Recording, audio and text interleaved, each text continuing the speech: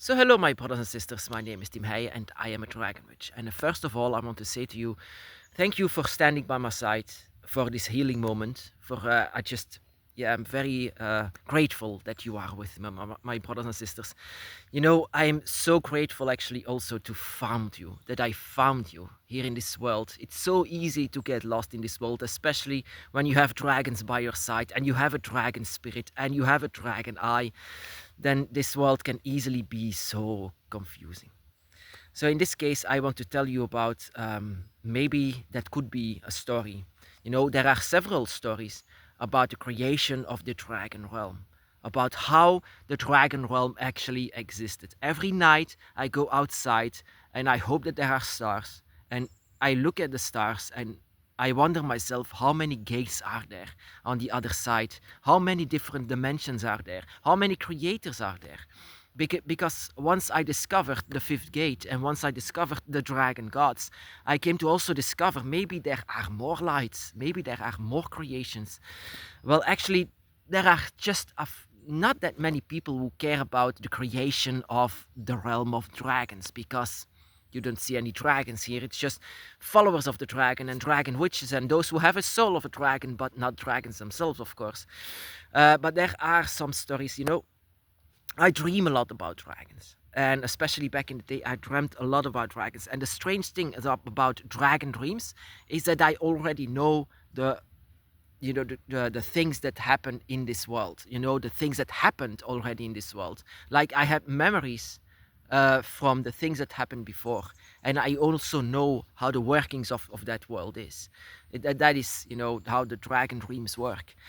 And I want to tell you actually, maybe that this could be a story of the creation of the dragon realm, a story of one of these dreams, and it's similar actually to also a legend that exists, the legend of a dragon that was very much a guardian for golden apples. But it was not golden apples; it was a tree and the fruits of it actually inside of the dream.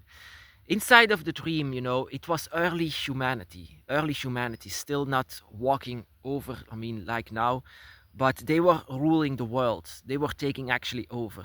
And you can still see in this dream that there were still dragons walking around together with me. And I know that in this world, the goddess Tiamat gave actually the rule of the earth over to humanity, to the rulers of humanity in as a gift for this actually that they have ruled actually this world, but as a gift and also as a promise to be very good for the earth, she gave them the tree of the yeah, actually not golden apples. In my dream it were actually a lot of fruits, many fruits that was inside of the tree. But she said it's only a gift. Everyone who eats from this will have and will be granted eternal life because this is my tree. Um, of course, it was not meant to eat from the tree. And this was just a gift from Ghana, Tiamat, to the rulers of humanity. I mean, the king and queen that was once ruled there. But of course, whenever people heard the story of these fruits that would give you eternal life, everyone wanted to have a piece of it, and everyone wanted to have this greed from it. But of course, the king and queen actually asked the gods for help because they don't want to lose their precious tree that they were being given by the earth goddess. The earth goddess sent them a dragon that is named Ladon. Ladon that knows every human language in order to be able to talk with them and stop them from eating from the fruit of the tree. But it all, of course, in vain because after a while he also was destroyed, even though he was very strong, one with the elements. But his eventually his body was also being stabbed and also being killed. And as Tiamat felt this, that one of her children died at that moment, she granted him uh, a realm of his own, a realm in the stars, in the heavens, in the skies. She had sent him to that place wherever he will never feel any pain or feel any death again. And so the first star started when Tiamat gave him that star. And of course, it follows up with this that there was a human named Fafnir, and this human actually was very greedy. He was also being sick about the greed because he was in protecting the treasure of the gods, different kind of gods, gods from different realms. And he was actually born with a dragon soul, a dragon spirit, and he was actually very sick whenever he went close to the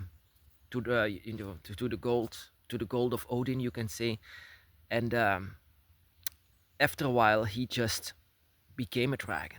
He was a dragon, but he was not with his mind. He was just a mindless slave. Once also he was destroyed, just like Ladon, his soul went eternal, and his soul was one with fire. So he became the god of fire, and he was always meant to be the god of fire. So whenever this happened, every soul of the dragon became one with fire to go to the dragon realms and to be eternal also in the dragon realm. That means that the dragon soul has become eternal because of Fafnir, and every dragon also went to once their body is gone, they left in and their spirit went to the dragon realms, wherever Ladon was the first dragon ever that actually entered this dimension. This dimension was very well protected, very much protected. Protected actually by another force, of the draconic force that you can say that is Leviathan. Leviathan existed ever since existence itself. Leviathan is also being the guardian of all of it, all of the stars, all of the light, you can say.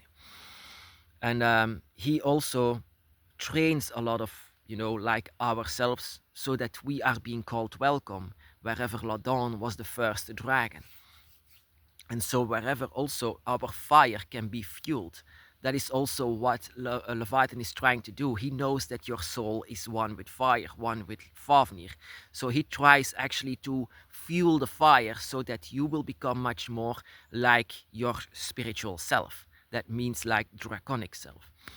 And in this case, Leviathan actually tries to train you in a way so that you can be being called welcome there inside of the dragon realm, because you and your humanity, it's all confusion. And once Leviathan is showing you your dark self, your darkness, and what you should be for the light, then this is where your dragon soul rises from. And that is where Leviathan is trying to have you, to have your soul fueled with fire, draconic fire.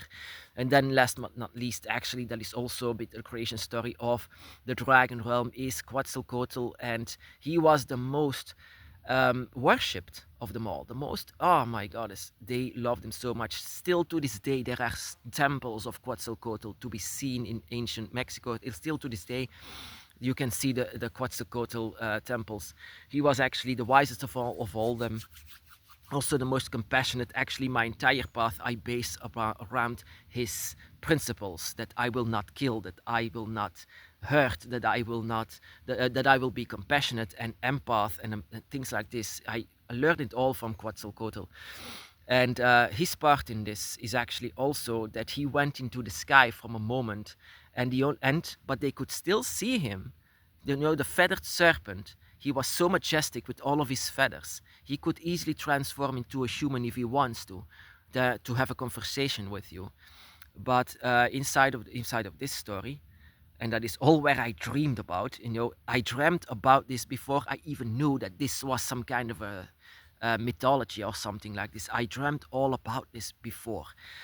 Of course, I didn't have names. The names is something that I needed to look up for. But yeah, it was different inside of books. That is why I say, leave the books. Just your own experience is what is actually important. So in the case of Quetzalcoatl, they saw him, and he was actually leaving this world, this realm, you can say, and people still saw him, but they saw him as some kind of a flashy star into the sky. And that is why they also nickname Quetzalcoatl as the morning star, because every morning his star was so shining, and they didn't even realize, is this still Quetzalcoatl? Are we still looking at Quetzalcoatl? Is this our dragon god that we worship so much? Well, actually, they didn't know.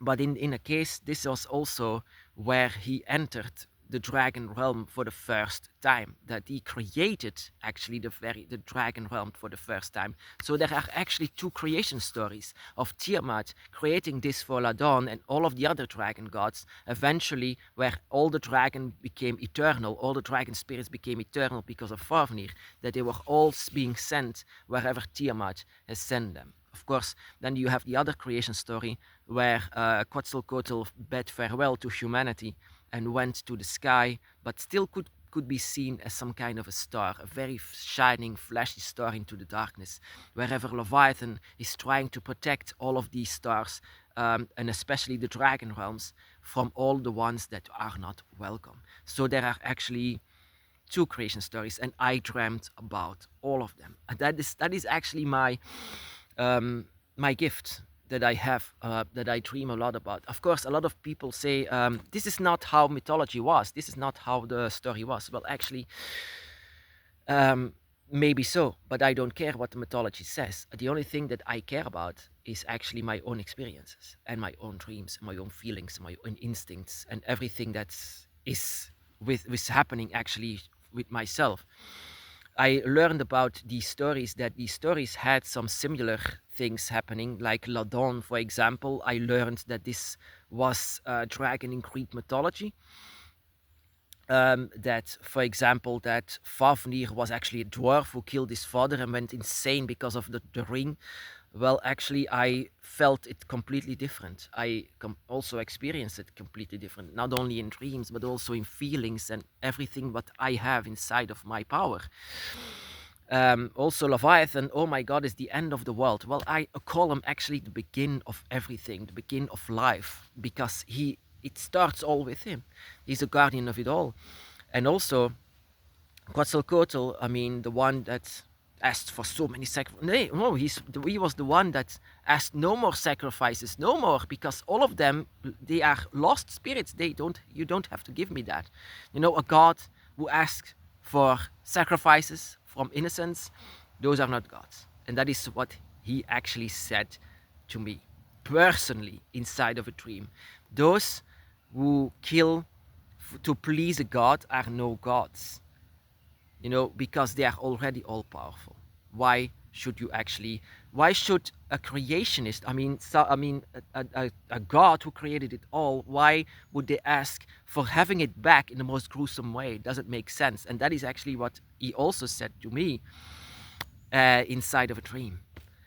I mean, all of the dragons actually try to speak actually a bit with myself, and I love it. I want to learn from it. Can I say it's all real? Can I say it's all perfectly that should be written down as history? Of course not. That is my experience, and I love to share my experiences.